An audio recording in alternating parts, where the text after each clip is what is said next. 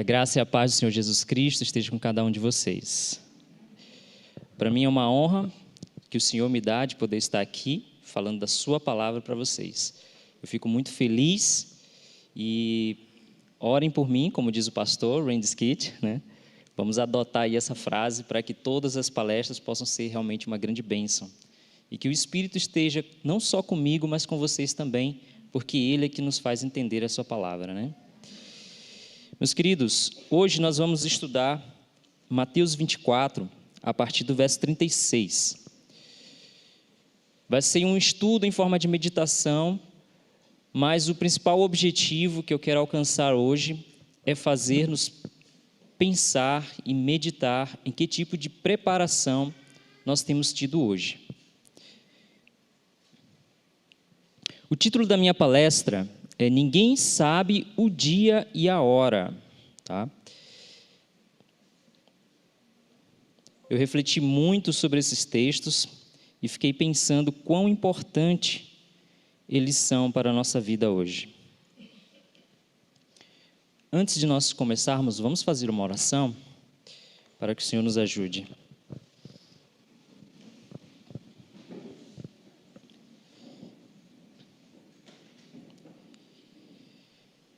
Nosso bondoso Deus, eterno Pai, Criador e Salvador, estamos imensamente gratos por estarmos aqui, Senhor, para juntos Te adorar, para juntos ouvir a Tua voz, Senhor. Senhor, eu não sou o melhor instrumento para trazer essa mensagem, mas a mensagem, ela é a melhor que tem, porque ela vem da Tua palavra e foi escrita pelo Teu Santo Espírito, Senhor. E nós agradecemos pelo privilégio. Obrigado por estarmos unidos, obrigado por sabermos da certeza da Tua presença neste lugar, dos Teus santos anjos, e que o céu está aqui, Senhor, nos dirigindo e nos guardando, Santo Deus. Toma-nos neste momento e nos ajude a refletir, Senhor, o Teu caráter, Pai. Em nome de Jesus Cristo eu peço e agradeço. Amém. Queridos, abram sua Bíblia em Mateus capítulo 24, verso 36. O título da palestra é Ninguém sabe a hora e o dia. Eu achei interessante que o capítulo 24 de Mateus, constantemente, Jesus ele repete essa frase, ninguém sabe, ninguém sabe. Estais apercebidos, porque em um momento vocês vão ser pegos de surpresa. Então, eu resolvi trazer a mensagem de hoje nesse ponto. Por que não foi revelado?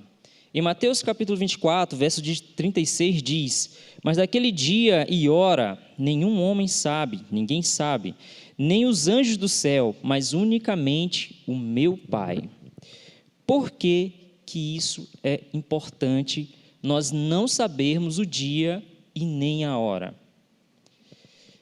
É muito importante, porque se nós soubéssemos o dia e a hora, com certeza não usaríamos de forma prudente essa informação. Com certeza iríamos postergar a vigilância, postergar a santificação, o estudo da palavra. Então, está aí uma proteção de Deus nesse segredo.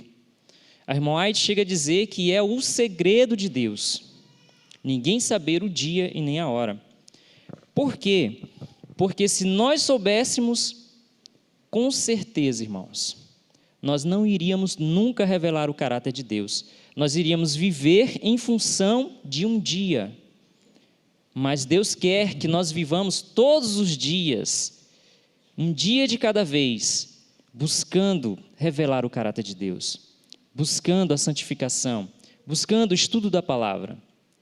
Então, quando eu estudei esse assunto, eu fiquei pensando, gente, isso é muito importante, ninguém saber, porque isso me mantém um cristão vivo, como se Jesus viesse hoje. É por isso que estamos aqui, porque a gente não sabe, não sabemos, ficamos naquela expectativa de quando será. Se nós soubéssemos, não haveria vigilância, não haveria expectativa, estaríamos todos por aí fazendo qualquer outra coisa, menos aguardando a volta de Jesus, porque a gente já saberia o dia em que Ele viria, né? Então, meus amados, é uma bênção hoje nós não sabermos que dia Jesus vai voltar. Porém, um dia saberemos. Está revelado que um dia saberemos, tá? Então, por que não foi revelado? Porque Deus quer nos salvar. E nós devemos ser gratos, porque essa medida foi tomada para a nossa própria salvação. Bom, quando entraremos na arca? Se nós continuarmos aqui a leitura, o verso 37 diz: E como foi nos dias de Noé, assim será também a vinda do Filho do Homem. Pois assim como nos dias anteriores ao dilúvio, vou colocar ali no quadro, assim como foi nos dias anteriores ao dilúvio, comiam, bebiam, casavam e davam-se em casamento, até o dia em que Noé entrou na arca, e não perceberam, até que veio o dilúvio, e os levou a todos, assim será também na vinda do Filho do Homem. Quando entraremos na arca? Essa pergunta é interessante porque eu paro para refletir. Espera aí, Noé entrou na arca e eles não perceberam. Quando é o momento que nós vamos entrar na arca e as pessoas não vão perceber? E eu vou responder para você. No dia que nós vivermos Apocalipse 14:12. Os que guardam os mandamentos de Deus e a fé de Jesus. Quando estivermos vivendo isso, estaremos dentro da arca e as pessoas em volta não vão ver, não vão perceber que há um povo que está preparado para a vinda de Jesus. Então, esse é o momento que vai vir o dilúvio. Quando Jesus olhar lá do céu e disser assim: eles estão prontos. Este é o momento. Então, o mundo está vivendo uma vida como se nada fosse acontecer. E aqueles que realmente estão atentos, constantemente em vigilância, como o Senhor Jesus nos pede aqui no capítulo 24, estão constantemente tentando entrar na arca. É a nossa luta com o nosso próprio eu que vai nos fazer entrar na arca. Precisamos vencer o nosso eu. Até o dia que Noé entrou na arca e não perceberam, as pessoas não perceberam que Noé tinha entrado. E veio o dilúvio e levou a todos, assim será também a vinda do Filho do Homem. Noé tinha uma mensagem para dar. E eu posso garantir para vocês que ela não era diferente de temei a Deus e dar-lhe glória, porque vinda é a hora do seu juízo. Adorai aquele que fez os céus, a terra e o mar e a fonte das águas. É a mesma mensagem. Naquele tempo, os antediluvianos já tinham esquecido do seu Criador. Eles já não adoravam e nem reconheciam o próprio Criador. Então, a mensagem de Noé estava ali, implícito. Temer a Deus e dar-lhe glória. Dar glória ao Criador. E o Senhor Jesus disse que assim também será na vinda do Filho do Homem. A destruição vai vir iminente para aqueles que não estão esperando. Vão estar absortos em outras coisas. Haverá apenas dois grupos. Lendo aqui Mateus 24, versículo 40, diz assim: Então, estando dois no campo, um será tomado e deixado o outro. Deixa eu passar aqui. Um será tomado e deixado o outro. Verso 41. Estando duas mulheres moendo no moinho, uma será tomada e a outra deixada. Vigiai, portanto, porque não sabeis a que hora há de vir o vosso Senhor. E o verso 42, quando diz vigiai, portanto, porquanto não sabeis a que hora há de vir o Senhor, é a nota tônica desse capítulo. Vigiai, porque você não sabe que horas vai vir o Senhor. Vigiai. As pessoas costumam usar esse texto para falar sobre arrebatamento secreto, quando, na verdade, esse texto não tem nada de palavra de secreto aqui.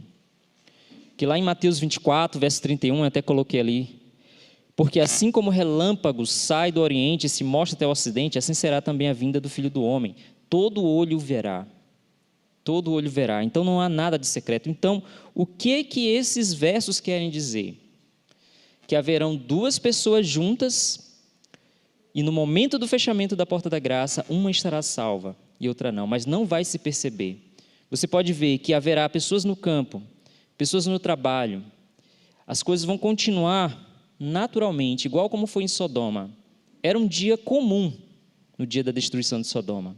As pessoas trabalhavam, cultivavam, até que veio a repentina destruição. Então, esse é que é o ponto de Mateus 24, que Jesus está nos alertando. Abram os olhos, vigiem, porque o momento está próximo. Vocês não sabem o dia e a hora, então estejam apercebidos. Estejam apercebidos. O que vocês têm feito da sua vida?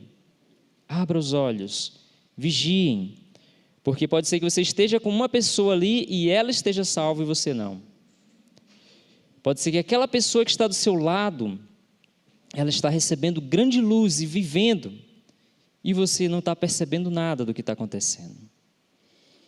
Então, haverá dois grupos, e é isso que Mateus 24, Mateus 25 constantemente revela. Fala ali sobre as 10 virgens, já falamos aqui sobre 10 virgens, as duas eram idênticas, os dois grupos eram idênticos, aparentemente não havia diferença, todas professavam a fé, mas é a mesma história, e essa história se repete por vários lugares da Bíblia, dois grupos, para mostrar para a gente enfaticamente que no fim dos dias, pouco antes da volta de Jesus, haverão apenas dois grupos. Continuando aqui no verso 43. Sabei, porém, que se o dono da casa soubesse que a vigília viria, em que vigia viria o ladrão, vigiaria e não deixaria minar a sua casa. Por isso, estáis vós apercebidos também, porque o Filho do Homem há de vir a hora em que não pensais. Esse verso, em outras versões, está dizendo assim também, por isso estáis vós prontos também. É uma motivação para nós, estáis vós prontos também, porque vocês não sabem que horas ele vai vir, o dia e a hora da sua vinda. Porque o Filho do Homem há de vir a hora em que não penseis. É interessante refletir sobre essa questão do pai de família, que se ele soubesse a que hora viria o ladrão, ele não deixaria minar a sua casa. Meditem na seguinte situação. Imagine que vocês estão aqui no congresso, neste momento. Quando for domingo, vocês vão para a casa de vocês. Antes, quando vocês chegarem em casa, vocês vão encontrar a porta de vocês arrombada. Já imaginou? Que situação? Que surpresa não vai ser para vocês? Que sentimento de terror, de fragilidade. É exatamente esse sentimento que vão ter aqueles que não estão aguardando a volta de Jesus, que não estão vivendo de acordo com a volta de Jesus. Então esse vai ser o sentimento de que a casa foi arrombada, que o ladrão entrou e levou as coisas. Mas o texto nos motiva a estarmos despertos, estejais prontos, estejais apercebidos. E qual que é a forma de estarmos apercebidos? Continuamente orando, estudando e meditando na palavra de Deus, buscando o batismo do Espírito, exercitando a fé, que não é um sentimento. A fé, ela busca mais da razão do que o sentimento. Então, estais prontos, porque não sabemos o dia e a hora. Meu objetivo hoje é que vocês possam parar para meditar hoje na vida espiritual de cada um de vocês.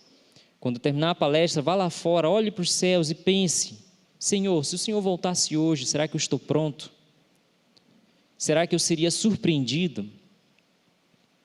É interessante que na parábola das 10 virgens, as 10 foram surpreendidas.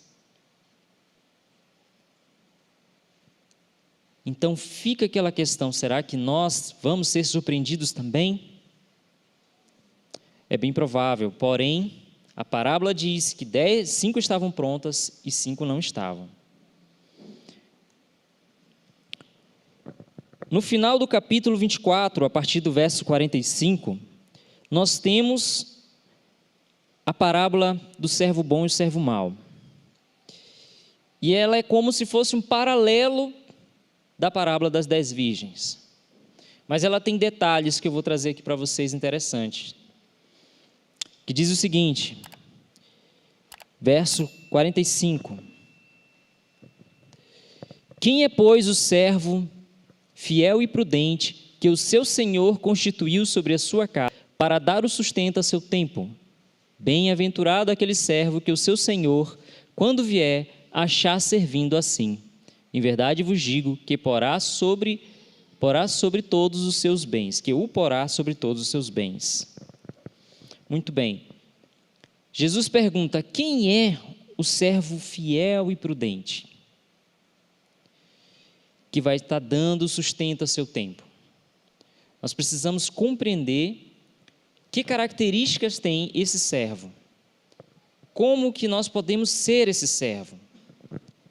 Quem será esse servo? Vamos ler um texto aqui do Espírito de Profecia que diz o seguinte: como não sabemos o tempo exato da sua vinda, somos advertidos a vigiar. Viu? É uma bênção não sabermos o tempo exato da vinda do Senhor Jesus. Então, somos advertidos a vigiar. Todo o contexto de Mateus 24, 25, constantemente, vigiem, vigiem, vigiem. Precisamos ser vigilantes. Bem-aventurados aqueles servos, os quais, quando o Senhor vier achar vigiando, Lucas 12, 37, 42, os que vigiam à espera do Senhor não aguardam em ociosa expectativa. Opa, temos uma coisa aqui para refletir, para pensar. Não aguardem ociosa expectativa. A expectação da vinda do Senhor fará os homens temerem-no, bem como aos seus juízos contra a transgressão. Deve despertá-los para o grande pecado de lhe rejeitar os oferecimentos de misericórdia. Os que guardam o Senhor purificam a alma pela obediência da verdade. Então, o fato de não sabermos o dia nos ajuda a estarmos em constante vigilância e isso nos ajuda a sermos transformados. Porque pelo contemplar somos transformados. Então, se precisamos estar em constante vigilância, nós não vamos estar simplesmente parados, aguardando, sentado, estou lá aguardando a volta do Senhor Jesus. Vou para o deserto aguardar a volta do Senhor Jesus, vou para o monte. Não é simplesmente estar lá sentado esperando, afastado de tudo. O texto diz que esses não aguardam em ociosa expectativa. Mas é verdade, irmãos, porque quando você sente realmente incomodado pela palavra de Deus, você quer falar a palavra de Deus para as pessoas. Você quer falar para as pessoas o que está vindo. Então isso incomoda a gente. O servo bom e fiel, ele se sente incomodado pela verdade. Incomodado que só poucos sabem dessa verdade e que estão seguindo. Por isso, a importância de não estarmos aguardando em ociosa expectativa. Se você acha que você está aguardando, mas não está fazendo nada pela obra, pela volta do Senhor Jesus, mude isso. Transforme esses hábitos em hábitos que realmente possam estar apressando a volta do Senhor Jesus. Deve despertá-los para o grande pecado, é um pecado, rejeitar os oferecimentos de misericórdia. Os oferecimentos de misericórdia são vastos. O Espírito Santo, a graça, a fé, o amor de Jesus em ter se entregado por nós, tudo isso foi dado por nós. E precisamos mudar a nossa vida. Os que aguardam o Senhor purificam a alma pela obediência da verdade. Continuando, com a vigilante espera, combinam ativo serviço.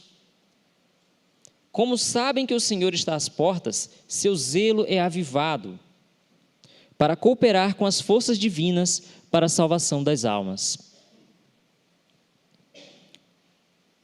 Estes são os sábios e fiéis servos que dão sustento a seu tempo, à casa do Senhor. Então, aqui, o texto nos mostra quem são os fiéis servos. Estão declarando a verdade especialmente aplicável a este tempo. Como Enoque, Noé, Abraão e Moisés, cada um declarou a verdade para seu tempo. Assim, hão de o servo de Cristo agora dar a especial advertência para a sua geração. Amados, um texto que foi escrito há tanto tempo, mas ainda é um texto presente, é um texto para hoje. Precisamos estar em ativo serviço, declarando a verdade especial para este tempo, a verdade presente, justificação pela fé. Precisamos estar sendo transformados por essa verdade para que possamos estar pregando através do testemunho. Essa é a verdade para o nosso tempo. Necessitamos pregar as 3 mensagens angélicas, primeiramente em nosso lar, em nossa vida pessoal, para que possamos ter condições de pregar lá fora. No verso 48 a 51 vai falar sobre o mau servo.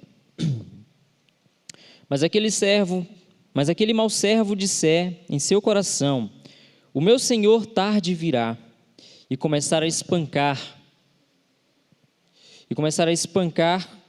os seus conservos, e a comer e a beber com os ébrios.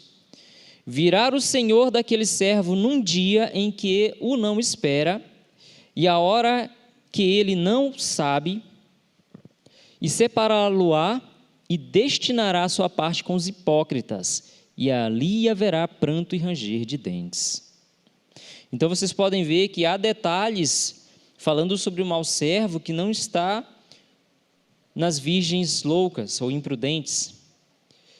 Esses maus servos vão ser considerados como hipócritas, fingidos, dizendo que vivem uma coisa que na verdade não são. Assim como as 10 virgens, que professavam ser virgens, mas não eram.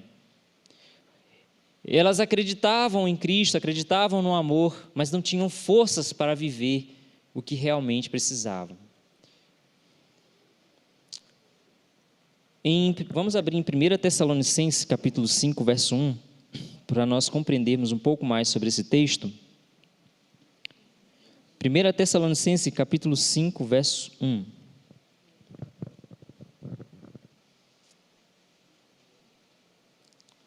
Vocês veem que o texto de Mateus 24, 48, 51 diz que esses servos começaram a espancar, comer e beber, e num dia em que eles não esperavam, a hora que eles não sabiam, o Senhor veio. E aqui, em Tessalonicenses capítulo 5, verso 1 a 8, diz o seguinte: Amém? Mas acerca dos tempos e das estações, irmãos, não necessitais de que eu vos escreva, porque vós mesmos sabeis perfeitamente que o dia do Senhor virá como ladrão de noite. Porque quando disserem paz e segurança, então repentina destruição virá sobre eles, como as dores de parto à mulher grávida, e não escaparão. Mas vós, irmãos, não estais em trevas, para que aquele dia vos surpreenda como um ladrão. Olha que interessante, vocês não estão em trevas, vocês têm luz. Porque todos vós sois filhos da luz, verso 5, e filhos do dia. Nós não somos da noite nem das trevas. Amém. Portanto, não durmamos, como fazem os outros, mas vigiemos e sejamos sóbrios. Porque os que dormem, dormem de noite, e os que se embebedam, embebedam-se de noite. Mas nós, que somos do dia, sejamos sóbrios, vestindo-nos da couraça da fé, do amor e por capacete a esperança da salvação. Amados, então esse texto nos diz que nós não estamos na escuridão. Então que esse dia ele não nos ache surpresos, que nós possamos esperar todos os dias a volta do Senhor Jesus. Como diz o texto, que o servo mau, num dia em que ele não esperava, aconteceu a repentina destruição. Nós precisamos estar esperando todos os dias a volta do Senhor Jesus. Todos os dias pela manhã precisamos acordar e dizer: Senhor, é hoje que o Senhor volta e eu quero estar pronto. Precisamos tomar uma posição diante disso. Verdadeiramente consagrar o nosso coração ao Senhor Jesus e dizer: Senhor, hoje eu quero ver a Tua volta, Senhor. Muitas vezes a gente não deseja a volta de Jesus. Precisamos desejar para hoje. e que isso nos faça continuamente estar aguardando e nos preparando para a volta dele, todos os dias. O texto de Tessalonicenses diz que nós não estamos em trevas, para que esse dia nos surpreenda como um ladrão. Nós seremos o homem que está vigiando a sua casa, porque ele sabe o horário da vigília. Qual é a vigília que o ladrão vai vir? Nós não estamos sem saber que momento que Jesus vai vir. Precisamos estar vigilantes. E é essa vigilância que vai apressar a volta do Senhor Jesus. É essa vigilância. A irmã White fala o seguinte: o mau servo diz em seu coração, olha que interessante, e eu quero que vocês parem para refletir se isso não está acontecendo em nossos dias hoje. O mau servo diz em seu coração: o meu Senhor tarde virá. Olha o que está em negrito. O mau servo, ele não diz que Cristo não virá. Ele não zomba da ideia de sua segunda vinda. É interessante, o mau servo ele não diz que Cristo não virá e ele não zomba. Mas em seu coração, por suas ações e palavras, declara que a vinda do Senhor demora. Afasta da mente dos outros a convicção de que o Senhor presto virá. Sua influência leva os homens a uma presunçosa, negligente demora. São confirmados em sua mundanidade e torpor. Paixões terrestres, pensamentos corruptos tomam posse da mente. Esse é o mau servo. É aquele que está dizendo: não, Jesus não volta agora. Fica tranquilo. Vai lá, espera que teu filho vai crescer, vai terminar a faculdade, vai se tornar um profissional. Precisamos viver como se Jesus voltasse hoje. Não podemos achar nenhum momento em que Jesus vai estar vindo daqui a 10, 20, 30 anos. Isso não importa para a gente. Precisamos viver como se Jesus voltasse hoje. Veja que o mau servo, ele afasta da mente dos outros, ele influencia outros, que Jesus não vai voltar agora. É interessante. O mau servo come e bebe com os bêbados, une-se com o mundo por busca do prazer. E esse texto me lembrou um texto de Apocalipse 14, verso 8, que diz, a segunda mensagem angélica diz, caiu a Babilônia, aquela grande cidade, que a todas as nações deu a beber do vinho da ira da sua prostituição. Ou seja, esse mau servo que está aqui, come e bebe com os bêbados, ele está embebedecido no vinho de Babilônia, que Babilônia deu às nações, e eles estão bêbados. Mas o texto de 1 Tessalonicenses diz que precisamos estar sóbrios. Precisamos estar sóbrios. Mas os maus servos estão bêbados. Ele espanca seus conservos. Como que ele espanca os seus conservos? Acusando e condenando aqueles que são fiéis a seu mestre. Isso não é uma realidade na nossa vida hoje?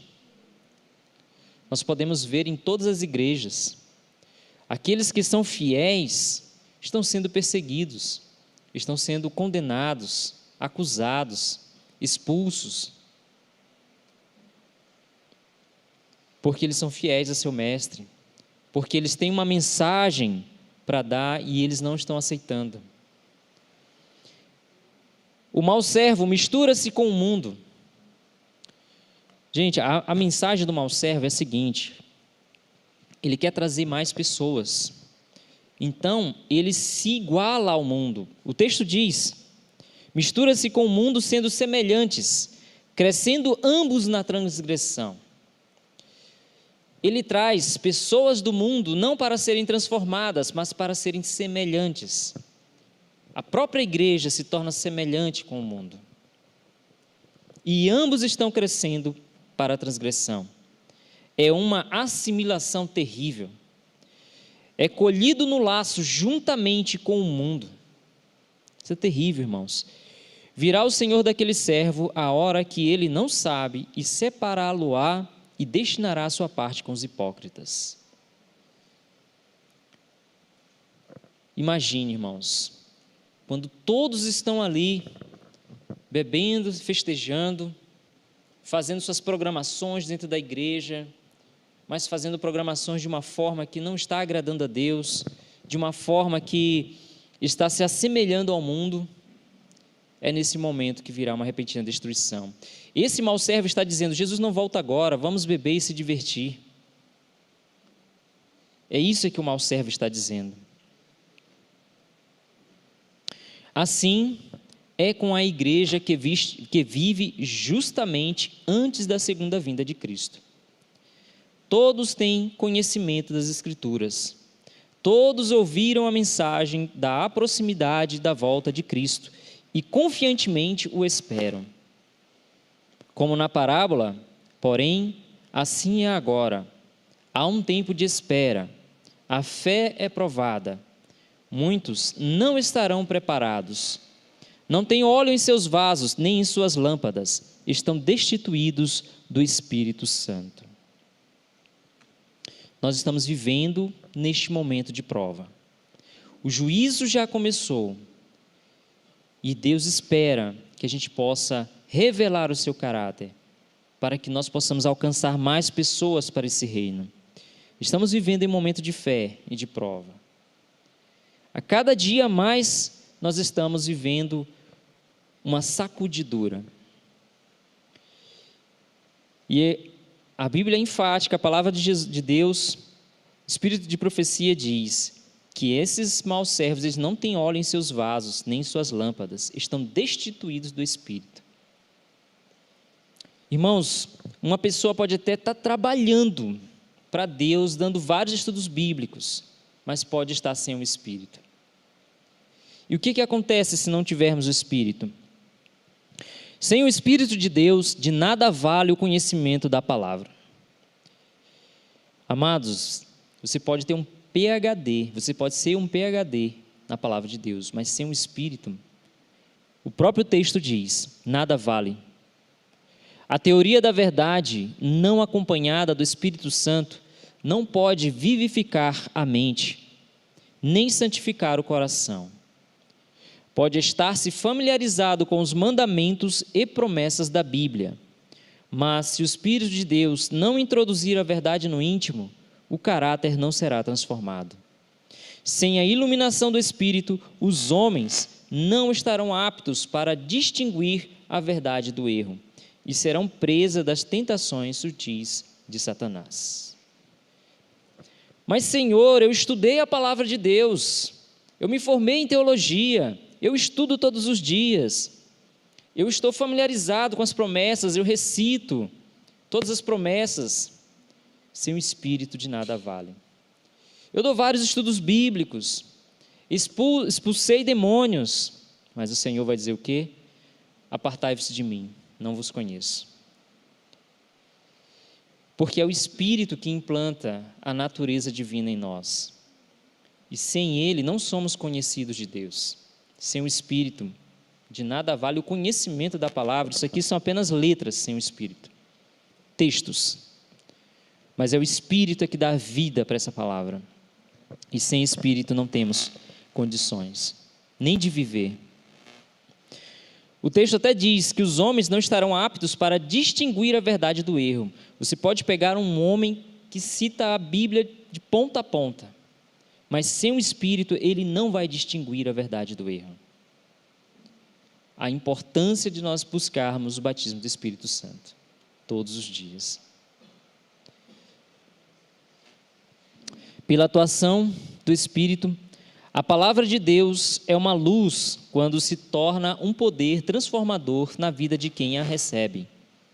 Implantando-lhes no coração os princípios de sua palavra, o Espírito Santo desenvolve nos homens os predicados de Deus. A luz de sua glória, seu caráter, deve refletir-se em seus seguidores. Assim, devem glorificar a Deus e iluminar o caminho para a mansão do esposo, para a cidade de Deus e para o banquete de bodas do Cordeiro. Veja que aqui está resumido a maioria das parábolas sobre esse assunto. As bodas, as 10 virgens, escrito aqui. Então, devemos refletir o caráter de Deus. É assim que a glória de Deus vai ser manifestada em todo o mundo.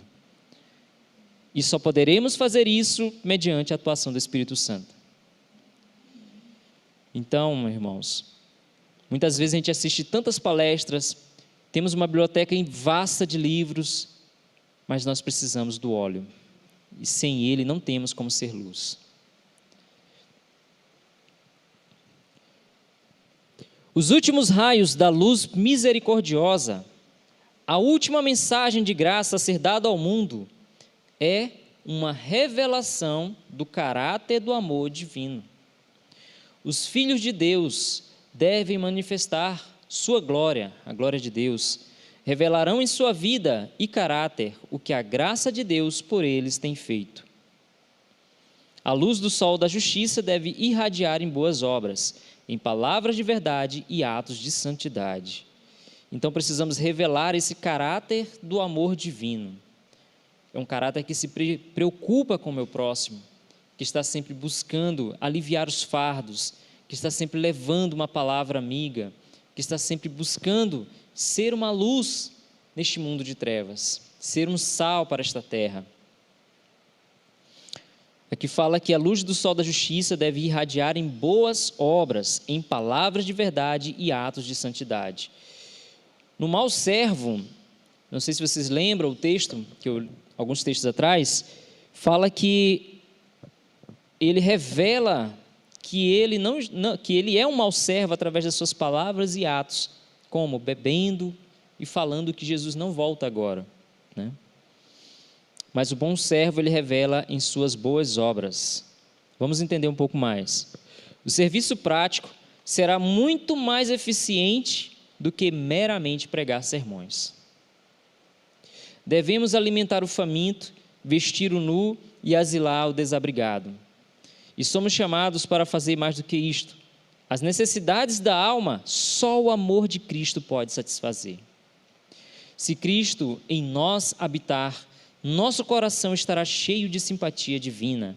Abrir-se-ão as fontes cerradas do zeloso amor cristão. Deus requer não somente nossas dádivas para os necessitados, mas também nosso semblante amável, nossas palavras de esperança, nosso cordial aperto de mão. Quando curava os doentes, Cristo punha sobre eles as mãos. Também devemos achegar-nos em contato íntimo com quem queremos beneficiar. Realmente devemos nos entregar a esta obra de salvação de almas. Devemos realmente nos entregar. Eu queria dar um pequeno testemunho sobre, nesse início do texto que fala que o serviço prático será muito mais eficiente do que meramente pregar sermões. Semana passada, eu dei carona para uma irmã, que ela mora aqui, e ela me contou um testemunho muito bonito, e eu gostaria de compartilhar com vocês. Ela foi à cidade, um dia, em um lugar onde vendia produtos usados. E conversando com o dono da loja, ele acabou soltando que ele tinha uma filha em depressão. Então, tudo bem, ela comprou ali as coisas que ela tinha, que ela precisava, e voltou para a roça.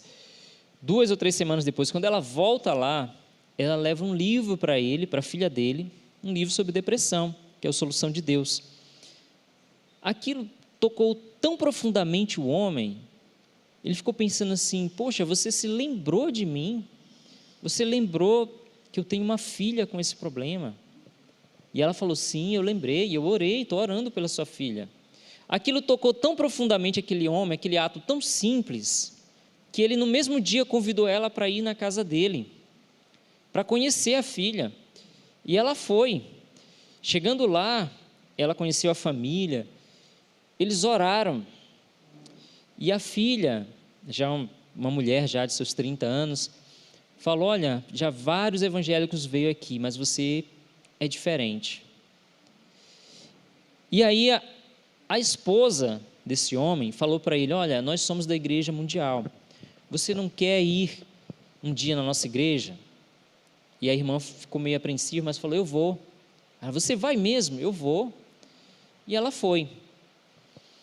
E quando foi no domingo que ela foi com essa irmã para a igreja, elas chegaram cedo. Estou contando bem resumidamente para não perder o tempo ali. Elas chegaram cedo no dia de culto na igreja. E a irmã, ela ficou em oração. Elas chegaram 40 minutos antes do início do culto, eles estavam preparando o culto. E o pastor estava lá na frente, o pastor dessa igreja, organizando tudo.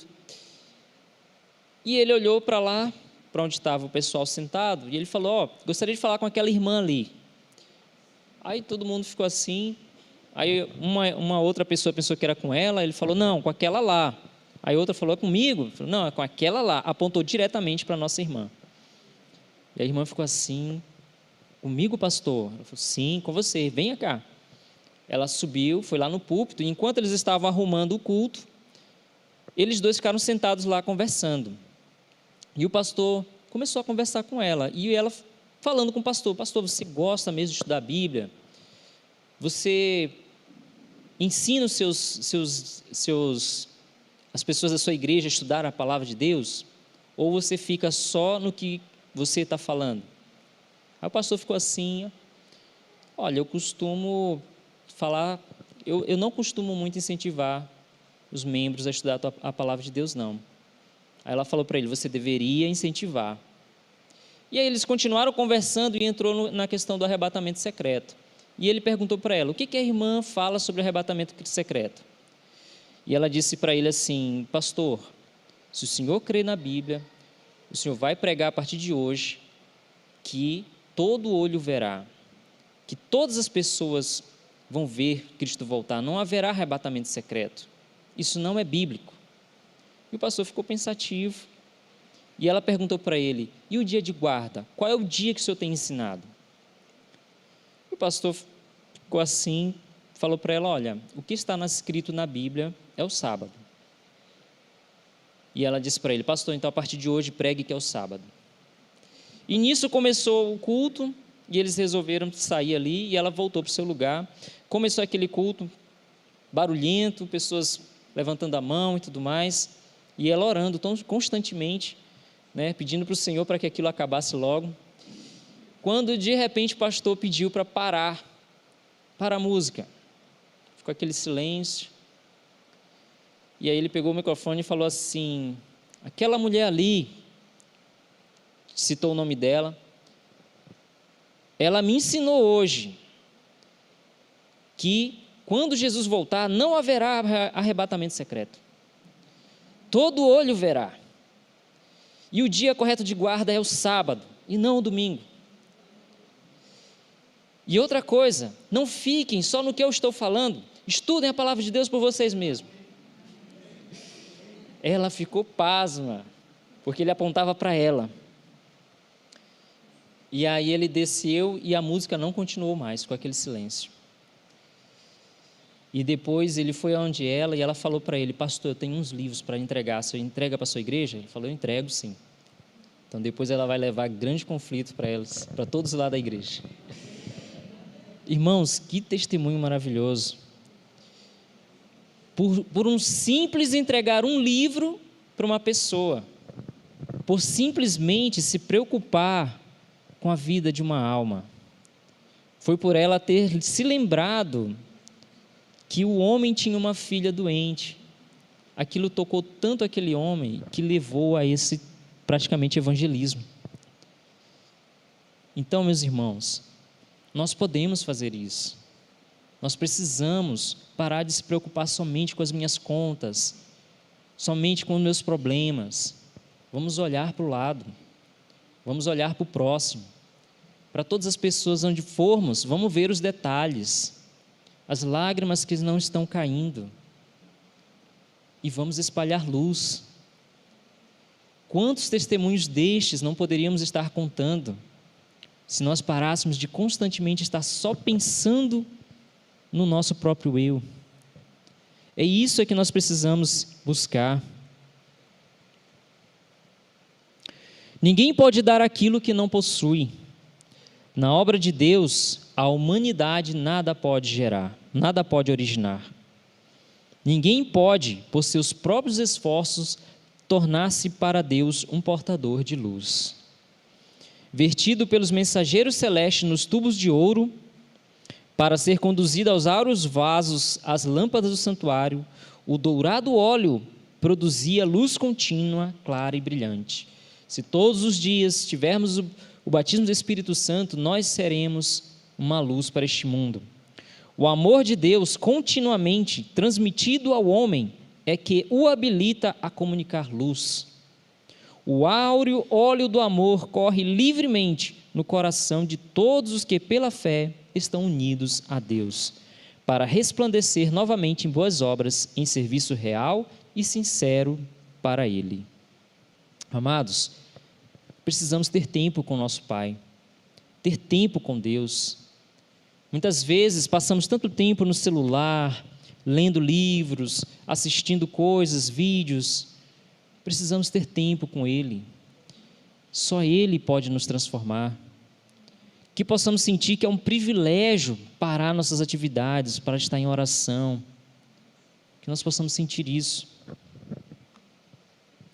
Toda pessoa tem o privilégio de ser um conduto vivo, pelo qual Deus pode comunicar ao mundo os tesouros de sua graça, as insondáveis riquezas de Cristo. Nada há que Cristo mais deseje do que agentes que representem ao mundo seu espírito e caráter. Isso é o que Cristo mais deseja. Não há nada que o mundo mais necessite que da manifestação do amor do Salvador mediante a humanidade. Todo o céu está à espera dos condutos pelos quais possa ser vertido o óleo santo para ser uma alegria e bênção para os corações humanos. Nós somos os condutos de bênção e todo o céu está aguardando nós. Necessitamos deste óleo, precisamos ser este conduto. Qual servo você tem sido? O servo bom ou o servo mau da parábola? Meu objetivo é que vocês possam refletir nisso hoje. Qual servo você tem sido? Responda para si mesmo sinceramente.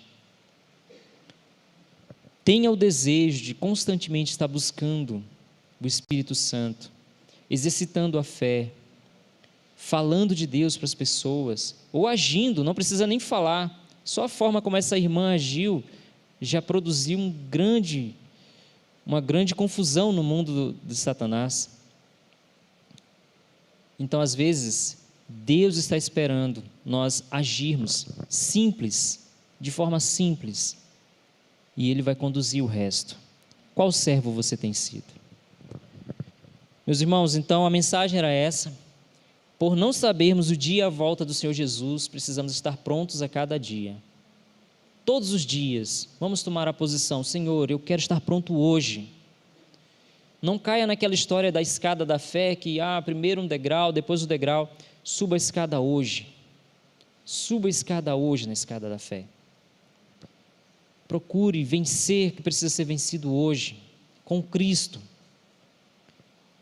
Busque a unção do Espírito Santo hoje, porque o dia de amanhã a gente não sabe, não cabe a nós. Nós só temos um dia por vez. Que Deus nos abençoe, que Ele continue nos guardando e nos dirigindo. Amém? Vamos fazer uma oração.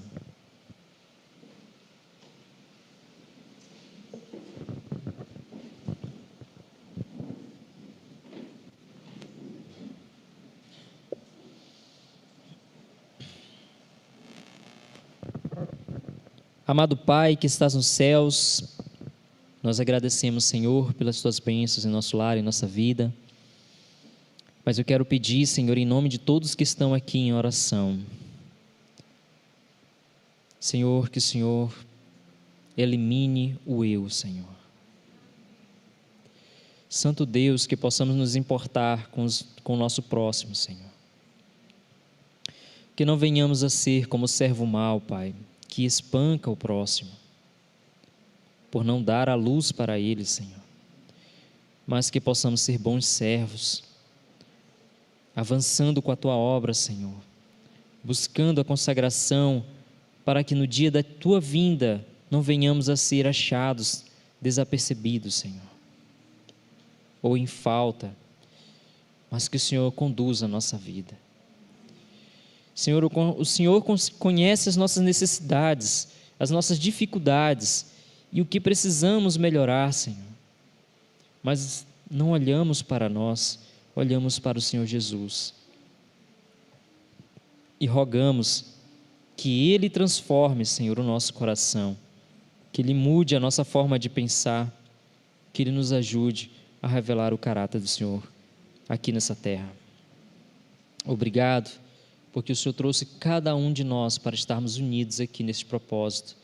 Não temos dúvida que tudo, Senhor, contribuiu para estarmos juntos aqui.